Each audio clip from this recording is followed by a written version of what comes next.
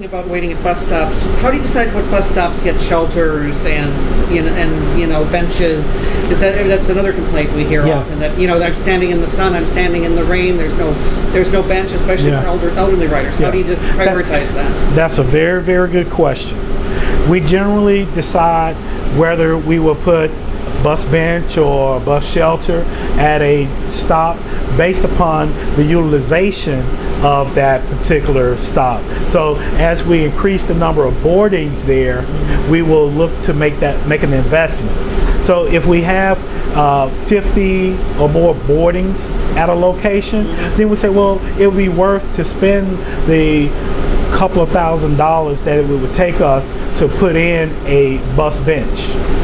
And as that ridership gets even higher, then we can look at making that investment of $20-some odd thousand to put a bus shelter there.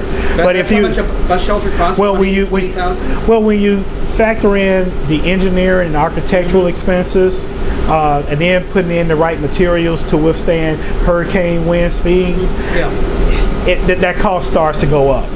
But I think that number would surprise some people. It would. Sounds... The general shelter itself is roughly about $10,000, but there are other expenses that go along with the actual installation of it. Right. Yeah. Mm-hmm. Okay. So, but we want to be prudent with the taxpayers' dollars. So if you only have 10 people that's getting onto a bus at a particular location, you don't want to make that investment there. Right. So, and I know we have several thousand bus stops, but every one of them doesn't warrant that type of investment.